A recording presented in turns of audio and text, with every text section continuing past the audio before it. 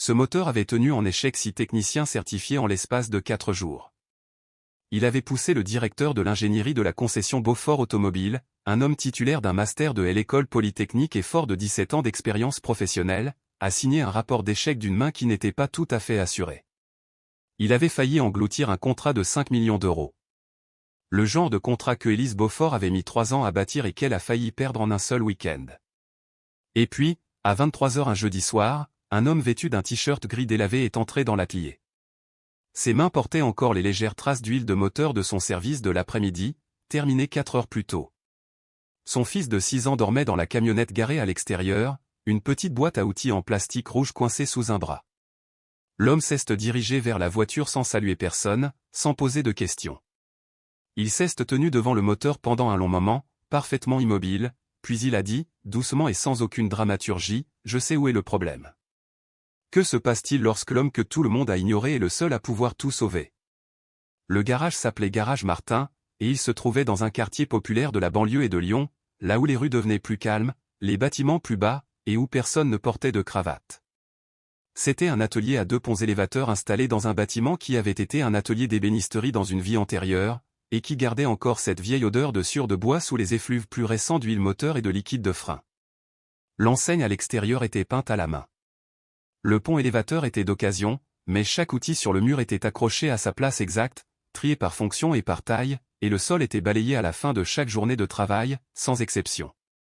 Olivier Martin gérait son atelier comme il gérait tout le reste, sans faire d'annonce, sans fioritures, et avec une précision que la plupart des gens qui venaient pour une simple vidange ne remarquaient jamais et dont ils n'avaient d'ailleurs pas besoin. Olivier avait 36 ans et portait sur lui cette honnêteté brute qui vient du travail manuel par tous les temps. Il était grand et sec, avec des cheveux bruns foncés et un visage qui ne trahissait pas grand-chose, à moins que l'on sache comment l'observer.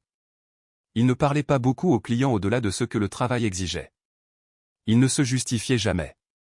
Il ne racontait pas son passé de lui-même. Quand les gens lui demandaient depuis combien de temps il faisait ce métier, il répondait quelques années, ce qui était techniquement vrai si l'on ne comptait que les années au garage Martin et que l'on ignorait tout ce qui s'était passé avant. Dans le tiroir du bas du bureau en bois dans le coin, le bureau qui contenait le carnet de factures du garage, une radio à pile et pas grand-chose d'autre se trouvait un document plié dans une enveloppe Kraft. C'était un certificat de nomination de Weltec Moteur, un cabinet allemand d'ingénierie mécanique qui consultait pour les constructeurs européens de supercars, nommant Olivier Martin au poste d'architecte en chef des moteurs à l'âge de 31 ans, le plus jeune de l'histoire de l'entreprise. L'enveloppe n'avait pas été ouverte depuis 2 ans. Dans le coin de l'atelier, sur un tabouret en bois recouvert d'un coussin attaché au siège, était assis Léo. Il avait 6 ans et affichait ce sérieux que les jeunes enfants ont parfois lorsqu'ils ont prêté une attention extrême au monde durant toute leur courte vie. Il avait les yeux sombres de son père et l'habitude de sa mère de devenir silencieux quand quelque chose le tracassait. Chaque après-midi, après l'école, il venait au garage, s'asseyait sur le tabouret et ouvrait sa boîte à outils rouge en jouet, un objet en plastique cabossé avec un loquet jaune qu'il possédait depuis l'âge de 3 ans. Il étalait la clé anglaise en plastique, le tournevis et le cliquet sur le sol devant lui, puis il s'accroupissait sur n'importe quel morceau de ferraille que Olivier avait mis de côté pour lui et faisait semblant de travailler. Il prenait cela très au sérieux. Il l'avait toujours fait. Sur l'étagère au-dessus du bureau d'Olivier, à côté de la radio et du carnet de factures, il y avait un épais carnet à couverture en cuir marron. Il était rempli de bout en bout de notes manuscrites d'Olivier sur les moteurs européens classiques, de diagrammes dessinés à la main, de références à noter, le registre accumulé de 3 années de recherches indépendantes. Sur la couverture intérieure, avec la même écriture soignée, figurait une seule ligne, pour Margot. À côté, plus petit, presque invisible, et pour celui qui viendra après. De l'autre côté de la ville, sur le grand boulevard où les bâtiments avaient des façades en verre et où les voituriers portaient des vestons assortis, Beaufort Automobile occupait un pâté de maisons entier. La banderole tendue sur la façade de l'étage supérieur du bâtiment annonçait « Exposition privée, collection classique spéciale, vendredi, 19 h ». C'était l'événement le plus important de l'année sur l'agenda d'Élise Beaufort, et ce depuis 8 mois. Élise avait 32 ans et dirigeait Beaufort Automobile avec le genre d'intensité concentrée qui la rendait excellente dans son travail, et occasionnellement difficile à côtoyer. Elle avait repris la concession de son père à 28 ans, reconstruit la clientèle en 3 ans, et positionné Beaufort Automobile comme la destination de choix pour les véhicules classiques et de collection dans tout le quart sud-est de la France. Elle était précise, elle était exigeante, et elle ne croyait pas aux secondes chances pour les gens qui lui faisaient perdre son temps. Elle n'avait pas non plus dormi correctement depuis 4 jours. Léo avait remarqué la banderole de Beaufort Automobile à travers la vitrine du garage un après-midi, pendant que Olivier terminait de refaire les freins d'une berline. Le garçon avait pressé son nez contre la vitre et étudié la photographie des voitures. Puis il avait regardé son père. « Papa, dit-il, tu crois que tu pourrais les réparer ?» Olivier jeta un coup d'œil à la banderole. Il ne répondit pas. Il se retourna vers l'étrier de frein et continua à travailler. Lundi matin, Olivier se rendit en voiture chez Beaufort Automobile pour récupérer une commande de pièces. Il le fit parce que la pièce spécifique dont il avait besoin, une soupape de refoulement de carburant pour un roadster italien des années 70 qu'il restaurait pour un client privé, n'était disponible que via un fournisseur dont Beaufort Automobile avait l'exclusivité d'importation, et le délai pour une commande directe était de 6 semaines. Olivier avait appelé à l'avance. Il avait un numéro de confirmation. Il avait emmené Léo car l'école primaire ne commençait qu'à 8h30, et ce ne devait être qu'un passage rapide. Il portait ce qu'il portait toujours, un pantalon de travail, des chaussures de sécurité coquées, une veste propre mais usée par le travail. Léo portait sa boîte à outils rouge, comme il le faisait presque toujours quand ils allaient quelque part ensemble, de la même manière que d'autres enfants portent des peluches. Le hall d'exposition de Beaufort Automobile était tout ce que le garage Martin n'était pas, de hauts plafonds, des lumières encastrées, des voitures exposées comme des sculptures sur des plateformes en béton poli. Le personnel se déplaçait en petits groupes silencieux et parlait avec le volume sonore d'une bibliothèque. Olivier s'est dirigé vers le comptoir des pièces détachées, a donné son numéro de confirmation et a attendu. Léo se tenait à côté de lui et levait les yeux vers une Ferrari argentée de 1962 sur la plateforme la plus proche avec une expression d'émerveillement pur et sans réserve. Julien Corot est apparu par la porte derrière le comptoir avant que le commis aux pièces détachées ne puisse répondre au numéro de confirmation. Il était le chef des services techniques chez Beaufort Automobile, 40 ans, les épaules larges, avec l'assurance particulière d'un homme à qui, dans toute sa vie professionnelle, personne dont il respectait l'opinion n'avait jamais dit qu'il avait tort. Il regarda Olivier une seule fois, du sommet de sa tête jusqu'au bout de ses chaussures de sécurité, avec la minutie efficace d'un homme qui catalogue quelque chose qu'il a l'intention de jeter. Puis il regarda Léo et la boîte à outils en plastique rouge. Il dit, d'une voix suffisamment forte pour que le groupe de vendeurs le plus proche et les 2 clients qui flânaient dans le showroom puissent entendre sans difficulté, ce comptoir n'est pas un point de service sans rendez-vous pour les mécaniciens du dimanche. Si vous avez besoin de pièces, il y a un entrepôt de fournitures automobiles dans la zone industrielle sur la Nationale 7. Il fit une pause exactement de la bonne durée pour que la suite fasse son effet. Et amenez encore votre gamin dans un endroit comme celui-ci, et je ferai appel à la sécurité pour vous escorter vers la sortie. Ce n'est pas une cour de récréation ici. Le hall d'exposition est devenu silencieux de cette petite manière très spécifique dont les espaces deviennent silencieux quand il s'est passé quelque chose que toutes les personnes présentes ont décidé de ne pas reconnaître. L'un des clients s'est légèrement détourné. Une employée près du mur du fond s'est soudainement trouvée très absorbée par son presse-papier. Léo a cessé de regarder la Ferrari. Il a regardé la boîte rouge dans ses mains à la place, puis il l'a serrée contre sa poitrine. Olivier n'a pas élevé la voix. Il n'a pas changé d'expression. Il a regardé Julien Corot pendant environ 2 secondes. Un regard qui était parfaitement plat et parfaitement immobile, et qui, d'une certaine manière, mettait bien plus mal à l'aise que ne l'aurait fait la colère. Et puis il a regardé Léo. Il n'a rien dit à Julien. Il a simplement attendu au comptoir jusqu'à ce que le commis, voulant manifestement que l'interaction prenne fin, traite le numéro de confirmation et ramène la pièce de l'entrepôt. Olivier a signé, a calé la boîte sous son bras et s'est dirigé vers la porte. Léo a emboîté le pas à ses côtés. Juste avant qu'il n'atteigne la sortie, Léo a dit doucement, « Papa, on y va. » Et ils sont partis. Au premier étage, derrière la longue baille vitrée qui surplombait le showroom, Élise Beaufort avait observé l'échange. Elle avait vu la performance de Julien, elle avait vu l'homme en tenue de travail, et elle avait vu le petit garçon serrant la boîte en plastique rouge contre lui.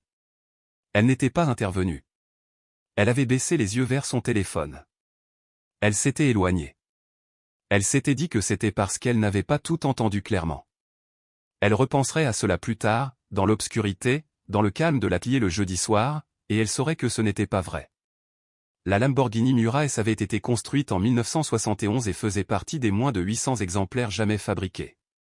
L'exemplaire spécifique qui se trouvait dans l'atelier de Beaufort Automobile avait été modifié dans les années 90 par un ingénieur italien du nom de Maurizio Rinaldi, qui avait travaillé pour un petit cabinet milanais spécialisé dans la restauration mécanique des automobiles européennes d'avant l'ère des normes anti-pollution. Rinaldi était mort en 2004, et il n'avait laissé derrière lui aucune documentation écrite de ces modifications, aucun plan, aucun manuel d'entretien, aucun schéma à noter. Ce qu'il avait laissé derrière lui, c'était un moteur V12 qui fonctionnait, au dire de tous, encore mieux que le jour où il avait quitté l'usine de Sant'Agata, jusqu'à il y a 4 jours, où il s'était tout simplement arrêté.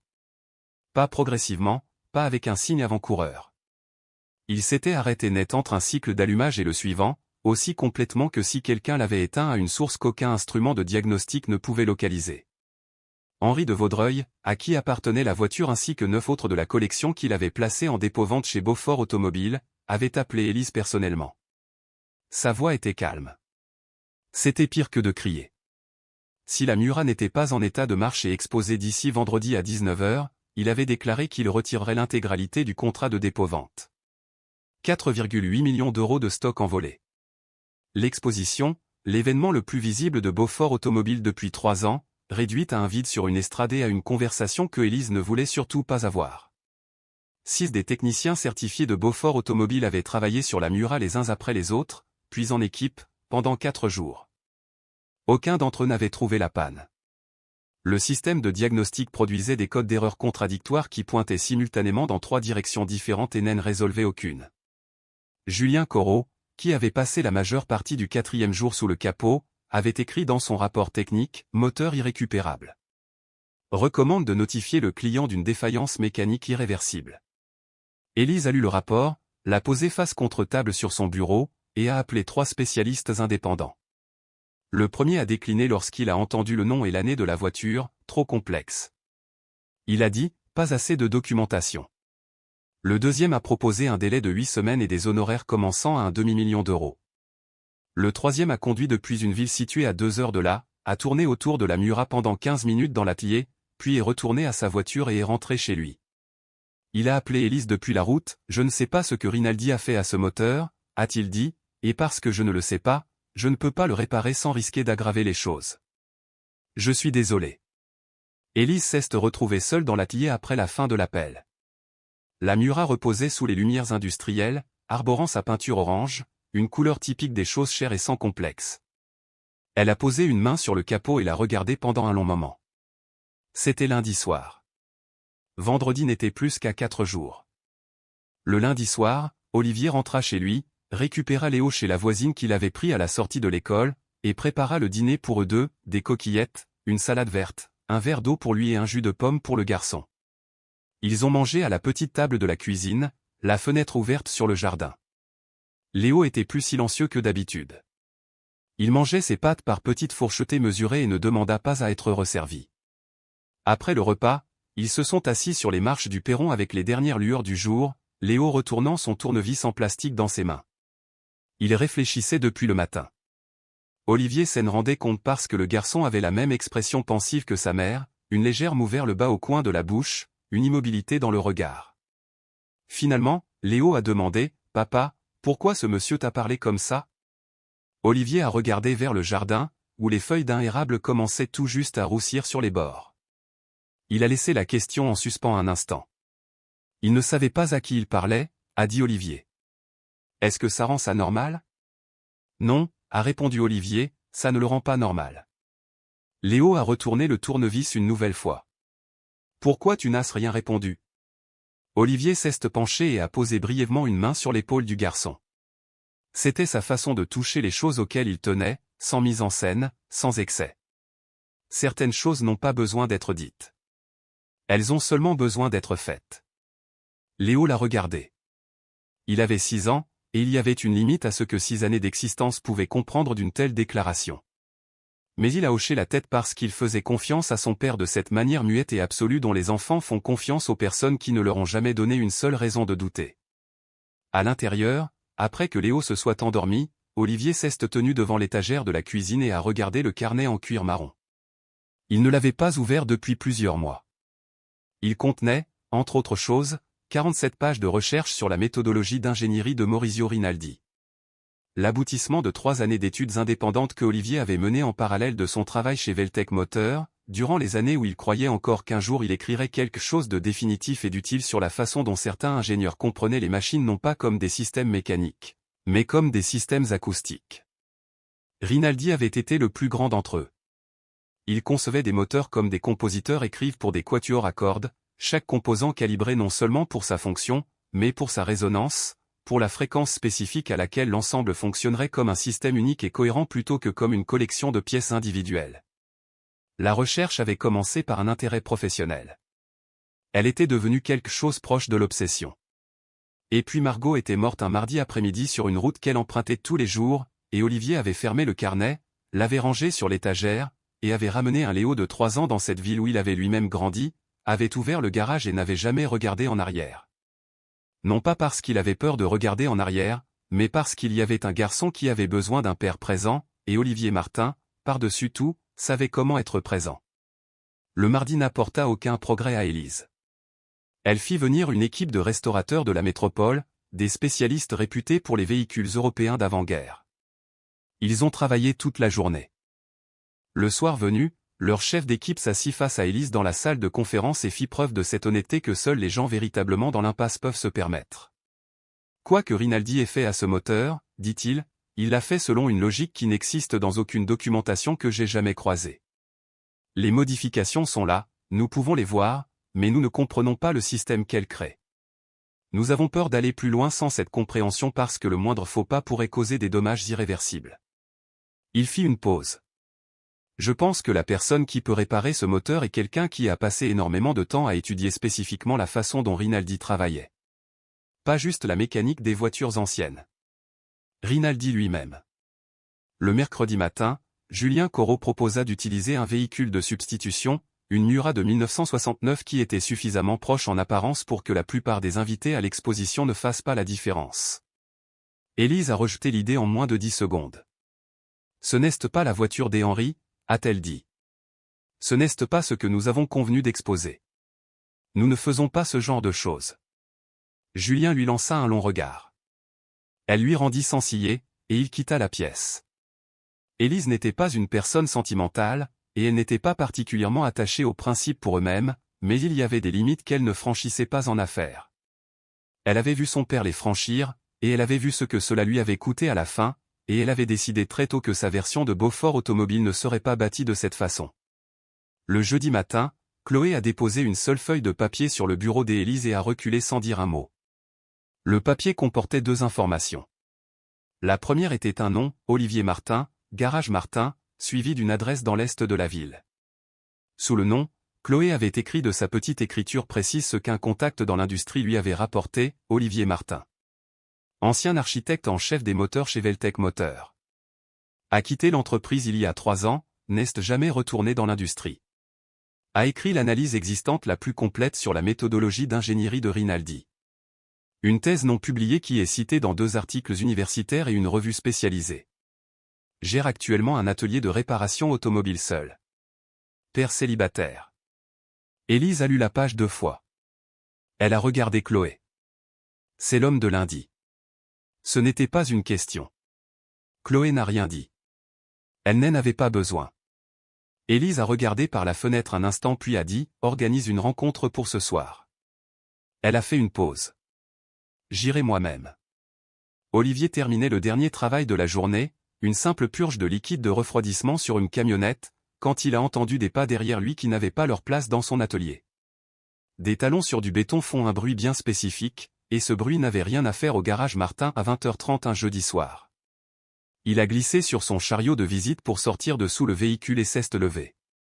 Élise Beaufort se tenait dans l'encadrement de la porte de l'atelier, portant toujours sa veste de tailleur, ses cheveux bruns tirés en arrière, un porte-documents en cuir sous un bras. Chloé se tenait un pas derrière elle. Olivier a reconnu Élise immédiatement. C'était la femme du premier étage, celle qui avait regardé le showroom de haut et avait ensuite détourné les yeux. Elle l'a reconnu aussi. Il a pu le voir au léger ajustement de sa posture. Pas des excuses, pas encore, mais la reconnaissance qu'elle lui devait quelque chose qu'elle ne savait pas trop comment payer. Élise n'a pas perdu de temps en préambule. J'ai une Lamborghini Miura S de 1971 avec un moteur V12 modifié. des modifications non standards, aucune documentation. 6 techniciens, 2 équipes externes, 4 jours, personne n'arrive à la réparer. L'exposition est demain à 19 h. J'ai besoin de vous. Olivier cesse d'essuyer les mains sur un chiffon d'atelier et la regarder. Il ne cesse pas empressé de combler le silence. Après un instant, Élise a dit, plus doucement, je sais que vous êtes venu à notre concession lundi. Je sais ce qui s'est passé. J'y étais, et je ne l'ai pas empêché. C'était mal de ma part. Elle ne s'est pas étendue. Ce n'était pas une femme qui s'est penchée en excuse, mais elle l'avait dit clairement, et elle le pensait. Et Olivier a entendu les deux choses, les mots, et la réalité derrière eux. Qu'est-ce ce que vos techniciens lui ont fait? A demandé Olivier. Elle a décrit les 4 jours en détail, chaque tentative, chaque instrument utilisé, chaque solution proposée. Olivier a écouté sans l'interrompre. Quand elle a terminé, il a posé une seule question. Qui a modifié le moteur en dernier? Un ingénieur du nom de Rinaldi, a dit Élise. Maurizio Rinaldi. Il est mort en 2004. Pour la première fois depuis qu'elle avait franchi la porte, quelque chose a changé sur le visage d'Olivier. Pas un changement dramatique, un petit détail, une immobilité devenant une autre sorte d'immobilité. Vous le connaissez? A demandé Élise. Ce n'était pas tout à fait une question. Je connais son travail, a dit Olivier. C'est différent. Il a jeté un coup d'œil de l'autre côté de l'atelier, là où Léo était recroquevillé sur le tabouret en bois sous une couverture, endormi, la boîte à outils en plastique rouge tenue lâchement dans une petite main. Il l'a regardé un instant, puis a reporté son attention sur Élise. Je vais venir y jeter un œil, a-t-il dit. Mais je ne fais aucune promesse. Il a verrouillé l'atelier, a conduit Léo chez Madame Dubois, 3 rues plus loin. Jacqueline Dubois avait 64 ans et avait gardé Léo à travers 2 épisodes de grippe, une clavicule cassée, et une phase où il ne voulait manger que des pâtes au beurre. Elle a ouvert la porte sans dire un mot, a jeté un regard au sac d'outils que Olivier portait, a hoché la tête, et il a roulé jusqu'à Beaufort Automobile. L'atelier d'entretien était vide, à l'exception de 3. La Miura reposait sous les néons dans sa peinture orange profond, et même immobile dans un atelier éclairé au tube fluorescent, elle avait une aura difficile à nommer. Quelque chose dans les proportions, la posture basse et agressive, la façon dont la lumière glissait sur le long capot. Olivier s'est tenu devant elle pendant un long moment sans la toucher. Puis il a fait le tour une fois, lentement, les mains le long du corps. Puis une deuxième fois. Élise observait depuis un tabouret qu'elle avait tiré à l'autre bout de l'atelier. Elle avait plié sa veste sur ses genoux et restait assise avec l'immobilité particulière de quelqu'un qui fait preuve de retenue. Chloé se tenait près de la porte. Julien Corot était dans le bâtiment quand Olivier est arrivé. Il avait vu qui Élise avait fait venir, et il était parti sans rien dire, son expression affichant cette qualité spécifique de mépris qui commence à se muer en autre chose sans avoir encore tout à fait décidé en quoi. Olivier a ouvert le capot. Il a regardé le moteur sans le toucher. Il s'est contenté de regarder. C'était la façon dont il regardait toute chose avant de la toucher, la toute première habitude qu'il avait développée dans sa jeunesse et qu'il n'avait jamais perdue. Ensuite, il a plongé la main dans son sac et en a sorti un stéthoscope modifié, le pavillon remplacé par une petite sonde métallique, la tubulure rallongée, les embouts auriculaires rembourrés. Il a commencé à placer la sonde contre le bloc moteur, de manière systématique, passant d'un point à un autre selon un schéma qui n'avait aucun sens immédiat vu de l'extérieur, mais qui était en fait une séquence précise tirée des diagrammes du carnet en cuir marron désormais ouvert sur l'établi à côté de lui. Il écoutait. L'atelier était si silencieux que les seuls bruits étaient le faible cliquetis du métal en train de refroidir et le bruit lointain et occasionnel de la rue. Élise est restée à sa place pendant 20 minutes. Puis elle s'est levée et a marché à mi-chemin vers la voiture. « Vous avez trouvé quelque chose ?» a-t-elle demandé. Olivier a répondu sans lever les yeux, « Pas encore, mais je sais ce que je cherche. » Elle lui a demandé de quoi il s'agissait, et il s'est légèrement redressé pour lui dire, Rinaldi ne faisait pas de l'ingénierie conventionnelle. Il faisait de l'ingénierie acoustique. Chaque composant est calibré pour résonner à une fréquence spécifique afin que le système dans son ensemble fonctionne comme une unité harmonique unique. Si un seul composant est déplacé, ne serait-ce que d'une fraction par rapport à sa position prévue, la résonance se brise et tout le système s'arrête. Pas progressivement, instantanément. Il n'y a pas de code d'erreur pour ça, car aucun logiciel de diagnostic n'a jamais été codé pour le mesurer. Il faudrait savoir que c'est possible avant même de pouvoir le chercher. Élise est restée silencieuse un instant. Où avez-vous appris cela? J'ai passé 3 ans à étudier le travail de Rinaldi, a dit Olivier, en retournant à son stéthoscope. J'allais écrire une thèse à ce sujet. Que s'est-il passé? Elle a posé la question doucement, de la façon dont on pose une question quand on soupçonne déjà que la réponse pourrait être quelque chose qu'on n'a pas le droit d'entendre. Olivier a répondu, ma femme est morte. Après ça, ça ne m'intéressait plus d'écrire. Il l'a dit de la même manière qu'il disait tout le reste, sans douceur, sans dureté, juste avec le poids brut du fait. Élise a regardé le moteur de la Miura et n'a rien dit. C'est à 1h du matin qu'il a trouvé. Il avait retiré la 4e couche du système de distribution de carburant, travaillant avec la patience de celui qui comprend que l'urgence et la précipitation ne sont pas la même chose. Et là, coincé entre les rampes d'injection primaire et secondaire, se trouvait une plaque d'isolation thermique ultra fine qui n'avait absolument rien à faire là selon les spécifications d'usine. Rinaldi l'avait fabriqué lui-même à partir d'un alliage de titane et de cuivre, d'environ 2 mm d'épaisseur, positionné avec des tolérances mesurées au dixième de millimètre. L'un des techniciens précédents, presque certainement en essayant d'inspecter le système d'alimentation en carburant, l'avait déplacé de 3/10 de millimètre, suffisant pour briser la résonance, suffisant pour tuer le moteur aussi radicalement qu'une coupure de courant. Olivier s'est redressé et a examiné la plaque à la lumière. Le problème est ici, a-t-il dit.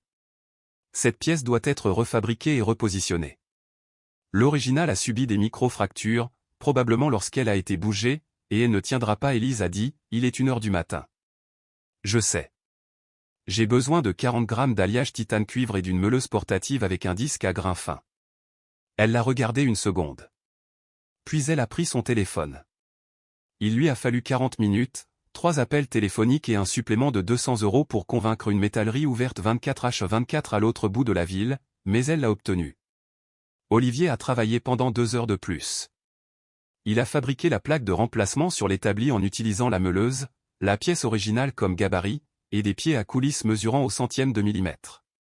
Il a vérifié l'épaisseur à 11 points différents. Il l'a revérifié. Puis il a réinstallé l'ensemble, couche par couche. Chaque composant a retrouvé sa position exacte dans la séquence qu'il avait documentée avant le démontage. Ses mains ne se précipitaient pas. Ses mains ne se précipitaient jamais. Elles bougeaient avec l'efficacité particulière de quelqu'un qui avait accompli 10 000 versions de ce mouvement, et qui n'avait plus besoin de réfléchir à aucune d'entre elles. Élise regardait sans parler. À un moment donné, Chloé avait discrètement rapporté 2 cafés d'une machine située quelque part dans le bâtiment, en avait laissé un sur l'établi près d'Olivier, un autre près d'Élise, et s'était retiré sans un mot. À 3h45 du matin, Olivier a refermé le capot moteur, posé ses outils et regardé la Miura. « Démarrez-la » a-t-il dit. Élise s'est glissée sur le siège du conducteur. Elle a mis la clé dans le contact. Elle a tourné. Le moteur V12 a toussé, a pris, et s'est ouvert sur un son qui a rempli l'atelier tout entier. Pas le son hésitant et saccadé d'un moteur malade qui fait des efforts, mais un rugissement profond, régulier et autoritaire, qui s'est immédiatement stabilisé sur un ralenti bas et résonnant. C'était le son de quelque chose qui savait exactement ce qu'il était. Élise est restée assise sur le siège du conducteur, les 2 mains sur le volant, et n'a pas bougé pendant un long moment. Puis elle a fermé les yeux. Quand elle les a rouverts, Olivier essuyait ses outils et les rangeait un par un dans son sac. Il était à la porte, son sac sur l'épaule, avant que Élise ne sorte de la voiture. « J'enverrai une facture par email », a-t-il dit. « Mes tarifs sont standards. Le coût des pièces est en supplément. Je veux savoir combien vous payez, a-t-elle dit. Vous paierez ce que je vous enverrai. Il a regardé Léo endormi sur le tabouret. Il était allé chercher le garçon après minuit, et Madame Dubois l'avait porté à l'intérieur et installé là sans qu'on le lui demande. Ensuite, il a pris Léo dans ses bras, l'a calé contre son épaule, et a attrapé la boîte à outils rouge de la même main.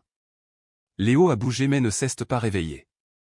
Olivier a marché jusqu'à sa camionnette dans l'obscurité d'avant l'aube, a attaché Léo sur la banquette arrière, et a conduit jusqu'à la maison.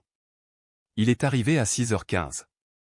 Il a bu un café à la table de la cuisine dans la maison silencieuse tandis que la rue à l'extérieur se remplissait lentement des bruits d'un quartier qui s'éveille. Il était toujours là quand Léo est descendu à 6h45, clignant des yeux et confus, portant encore les vêtements avec lesquels il s'était endormi. « Papa, on est allé où ? J'ai réparé une voiture, a dit Olivier. Une belle? A demandé Léo, non pas comme une question, mais plutôt comme une déclaration de ce qu'il attendait des nuits de son père. Oui, a dit Olivier. Je crois qu'elle te plairait. À 7h30 ce matin-là, Chloé a posé une tablette numérique devant Élise avant que celle-ci n'ait terminé son premier café. Sur l'écran se trouvait un article tiré d'une revue d'ingénierie automobile allemande datée de 2019.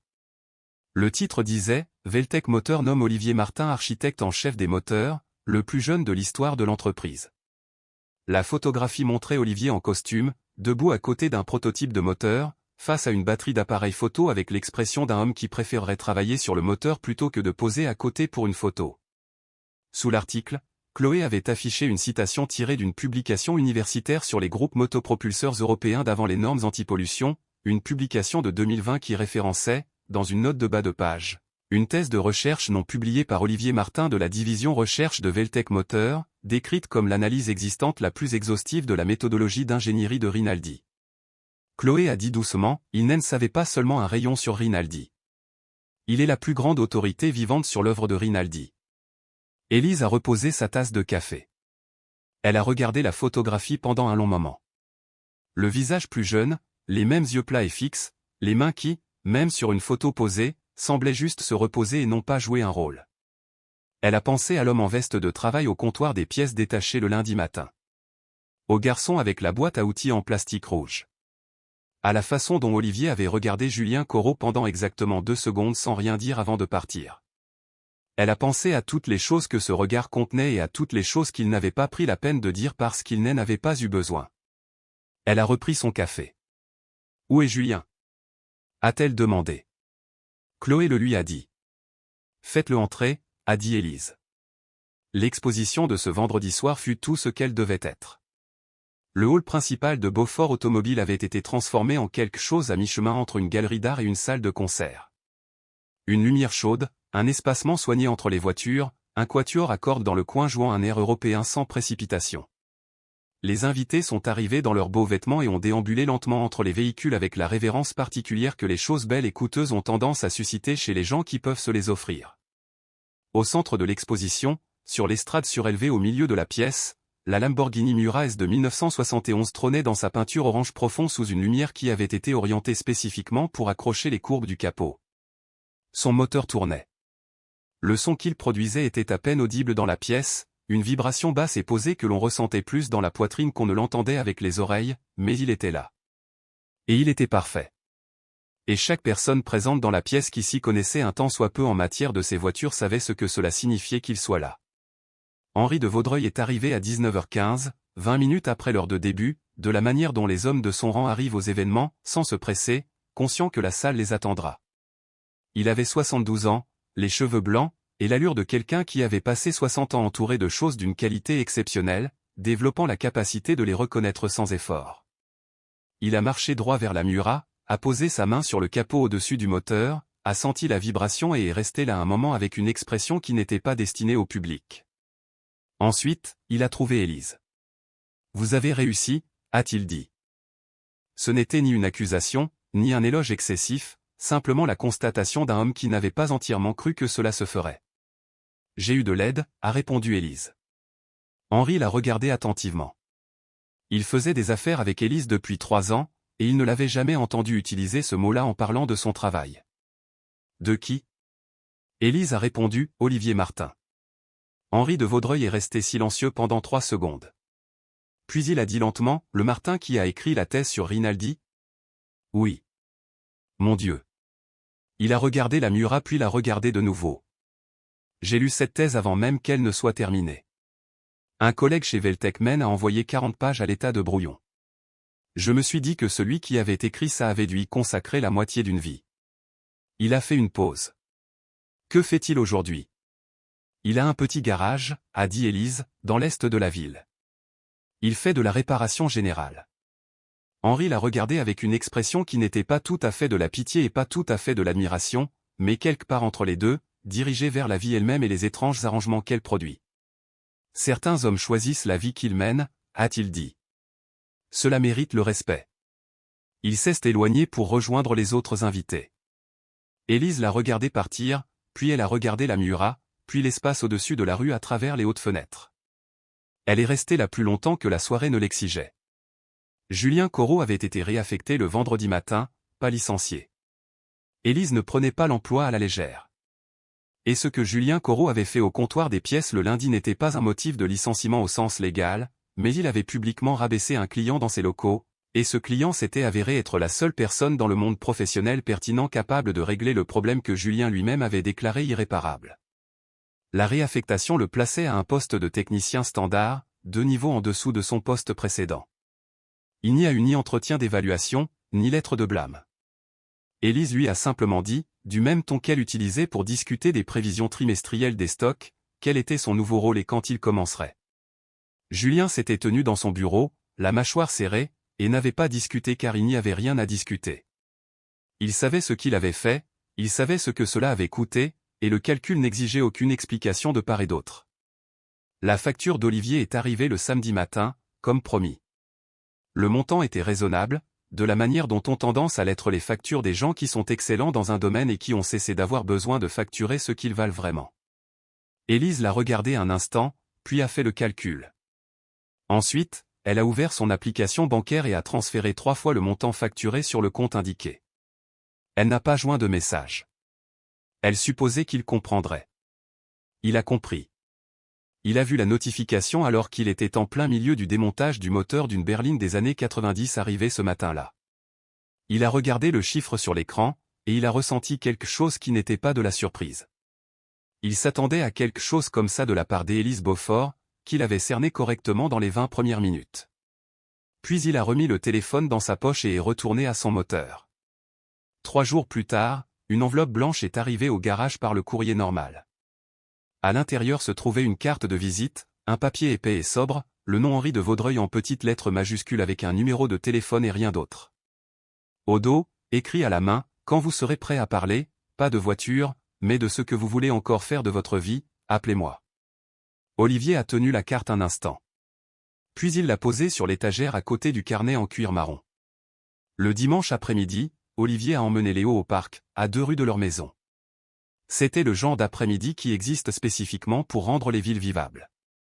La température exactement bonne, la lumière passant à travers les arbres selon un angle agréable, les bancs occupés par le genre de personnes qui n'ont nulle part de plus important où être. Olivier s'est assis sur le banc le plus proche des chênes avec un thermos de café.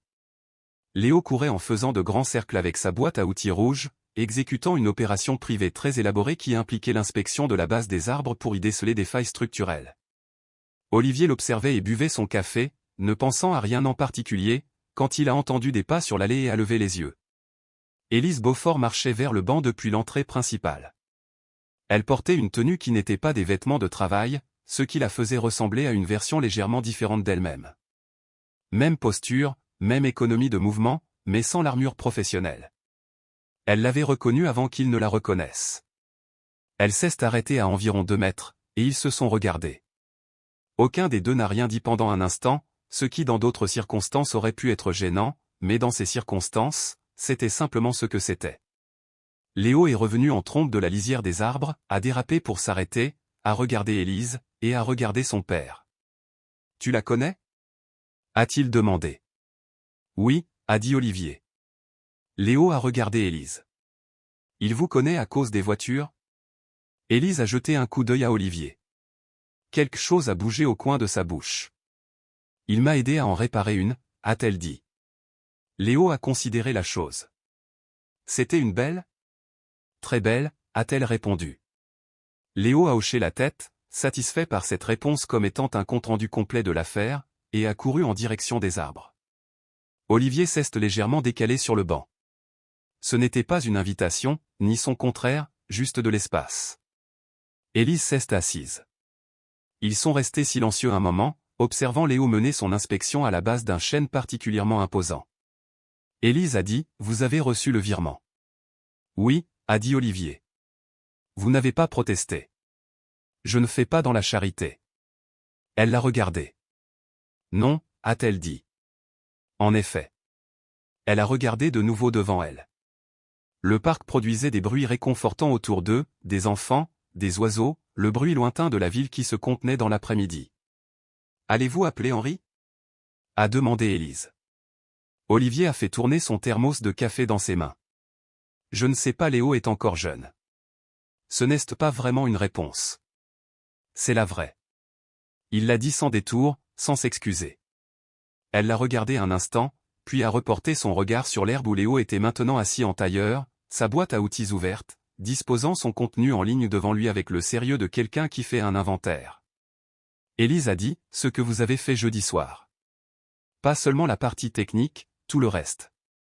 La plupart des gens à votre place auraient laissé Beaufort Automobile s'effondrer. La plupart des gens à ma place n'y étaient pas, a dit Olivier. Elle s'est tournée et l'a regardé directement pour la première fois depuis qu'elle s'était assise. Il lui a rendu son regard. S'il y a un jour où vous voulez faire quelque chose de plus que de réparer des voitures ordinaires, a-t-elle dit, j'aimerais être la première personne que vous appellerez. Olivier a soutenu son regard. Pourquoi? Elle a fait une pause un instant, non pas parce qu'elle n'avait pas la réponse, mais parce qu'elle décidait de la part qu'il était approprié de livrer. Parce que je sais ce que j'ai fait lundi, a-t-elle dit. Et je n'aime pas avoir des dettes. Elle s'est levée, a glissé ses mains dans les poches de sa veste, et a refait le chemin par lequel elle était venue, sans se presser, sans se retourner. Ses pas réguliers sur l'allée jusqu'à ce que les arbres s'interposent entre elle et le banc. Olivier a regardé jusqu'à ce qu'elle disparaisse. Puis il a regardé Léo, qui avait terminé son inventaire et tenait maintenant sa clé anglaise en plastique en l'examinant à la lumière avec l'expression d'un artisan évaluant son outil. Léo a dit, sans lever les yeux, elle est déjà partie? Oui. Elle avait l'air sympa. Olivier a regardé l'allée où Élise avait marché. La lumière à travers les arbres dessinait sur le sol un motif qui bougeait et se posait, bougeait et se posait. Elle l'est peut-être, a-t-il dit. Léo a accepté cela avec son efficacité caractéristique, a remis la clé dans la boîte à outils et a refermé le loquet jaune avec un claquement sec. Il a apporté la boîte et l'a posée sur le banc entre eux, du plastique rouge, usé au coin, la peinture du loquet écaillée par 4 ans d'utilisation. Il a grimpé à côté et s'est appuyé contre le bras de son père. Olivier a passé son bras autour du garçon. Ils sont restés assis là pendant que l'après-midi faisait son travail lent et sans précipitation autour d'eux, et la boîte à outils rouge est restée posée entre l'homme et l'espace qu'il avait libéré sur le banc, petite, présente et immobile.